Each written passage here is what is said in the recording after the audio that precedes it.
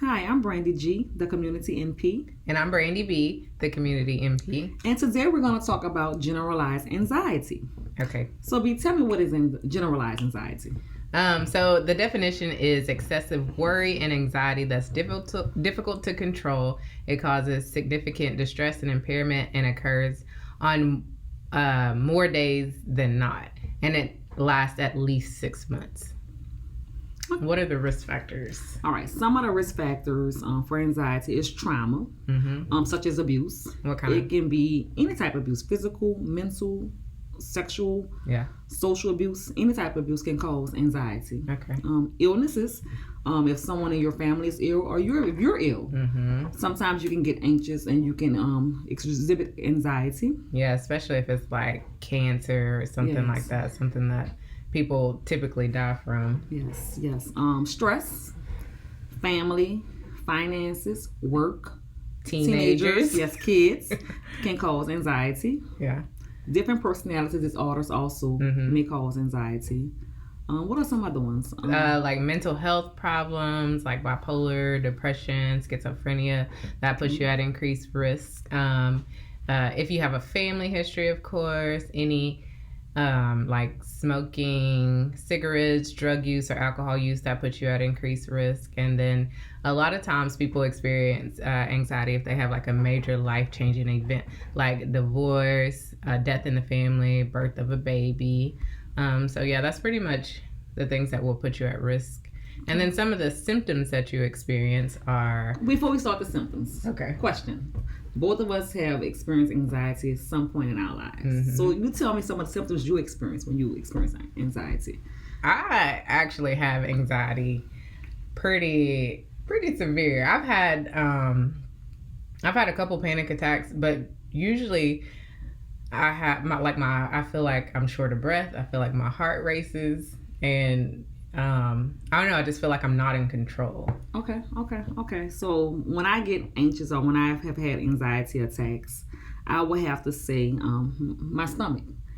I move my bowels. It's just you know, my stomach. I'm nervous. I start to sweat. Yeah. My heart beats really, really fast. Yeah. Okay. So let's look at some of the symptoms. Okay. So feeling very worried or on edge, trouble sleeping or concentrating. You just can't focus. You can't get anything accomplished because you're like just worried about everything. Being forgetful, muscle tension, like you said, the stomach aches. Chest tightness, and then some people have like a sense of like impending doom or danger, and then of course the racing heart, sweating and trembling. Yeah, and feeling tired, just not having any energy. Also. Okay.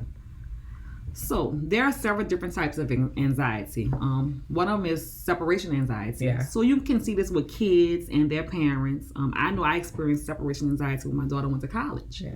Like, so the things I did, I called her all day, text her all day. So that was a form of separation. And it took about, I would tell you, probably like a year. Really? It took me about a year to get over her going away to college. Yeah. And then, you know, like the little kids, when you drop them off at daycare or school for the first year, and they're like in a straight panic, that's a form of separation anxiety. Then there's social anxiety, fear of being scrutinized, embarrassment, humiliation during social performances. So one thing that happens to me when I have to speak publicly, for the first 5 minutes, I start to sweat. Yeah. I start to stutter. I'm just like, I don't have control. But once that 5 minutes is over, then I'm more relaxed and more calm. And you do well. Yeah. Which is odd because I get if I have to speak in front of a lot of people, then I get really nervous too. But, you know, as much as we speak in front of people, I guess it's more one-on-one when we're with our patients. So, but that's just weird. Okay. Then they have specific phobias. Now, I know that you have a phobia. Oh, yeah, lizards. And I seen one this morning in my bathroom. Okay. What's your... Oh, and my niece has a lizard. Oh, and she always trying to make me pet it. Okay. I just can't. It makes my heart race, and I feel like I'm going to pass out. So specific phobias are fears of things or situations that usually leads to you avoiding that situation. Yeah. So mine is, I would have to say, heights. Like, I like to go to water parks and amusement parks, but going up the stairs to get on the slides, when I tell you, it's like I can't make it up. I cannot touch the side railings. Really? So I have to stay closer. Oh my God. Yeah, so it's a real phobia of mine. So Yeah. sometimes I may tell my kids or my husband, y'all go ahead and get up, go on the slide. So no zip lining for no, me and you? no. No? Nothing like that. Nothing like that. No And- jumping out of the plane? No. Okay. Don't worry about that. Do you get nervous like when you're in an airplane? No, I don't. Oh, okay. No, I don't. No. Feel safe. Right. And so the last one of the types that we're going to talk about is panic disorders. And we're going to discuss panic disorders more in detail. Yeah. So panic disorders usually happen. You usually have like the same symptoms that people with generalized anxiety do, but usually the symptoms last for a shorter period of time, and they don't last. They're not constant for 6 months like in generalized anxiety. Okay. Most of the time, it happens without warning. Okay. So some of the symptoms they're very similar. Yeah. Panic disorders and general anxiety. Shortness of breath or tightness in your chest, heart palpitations. Some people get headaches, stomach aches, and dizziness. So they all sound similar. Yeah. But like I said, it's the time frame Right, that makes a difference with them. Yeah. Okay. And some of the, treatments that you can do at home by yourself if you feel like you suffer from anxiety. A good thing is to avoid caffeine because caffeine gets your heart rate up, and so does anxiety. And then same with the nicotine, and then alcohol, of course. I think They have you hallucinate. yeah, you might hallucinate, or you know, alcohol is kind of a downer, and so then you're, I don't know, Paranoid. recreational drug use. So a lot of the marijuana smokers are paranoid, and so they get anxious and nervous and not even realize that they swear that they're fine, but some of them experience anxiety. Now that I think about it, I had a patient, a young girl. She came in and she was like, I smoked marijuana for the first time, and I felt so nervous. I ended up going to the emergency room, and she just has a fear of like even being around marijuana, like if other people are smoking, just because of the experience. Wow. So some of the things that we can do to help get sleep. Yeah. Get 6 to 8 hours or 8 to 10 hours of sleep a night every day. Exercise. We keep coming back to exercising. Exercise can also help with anxiety. Exercise is like the cure-all. I know. And eating healthy. Yeah. Yeah, it is. Let's practice. You can practice relaxation techniques such as yoga, deep breathing, or meditation. Yeah. And pray if you're a prayer. Yes. Pray, answers out everything. Yeah. And so what do you think, or what are some of the other treatment options? Counseling.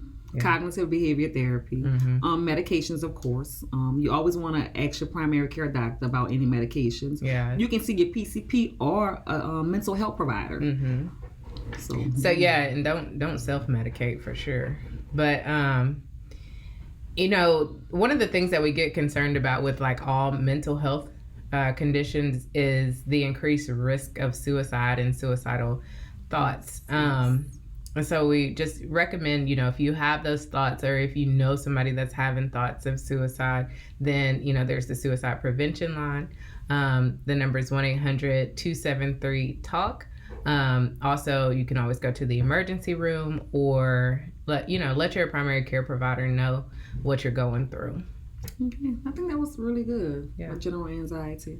Yeah. So now y'all know our phobias and what makes us nervous. Don't tell nobody. Please don't. Thank y'all. Yeah, and if you are on Facebook, Instagram, or YouTube, go like, share, subscribe on our page, and stay tuned for the latest health information. And if you have suggestions on, topics that you want us to talk about, just let us know. Because we did get a suggestion this week. Yeah. Yeah, I think it was Bell's palsy. Bell's palsy. Yeah. So stay tuned. We'll definitely do a video on Bell's palsy. Yes. Thank you. Y'all have a great day.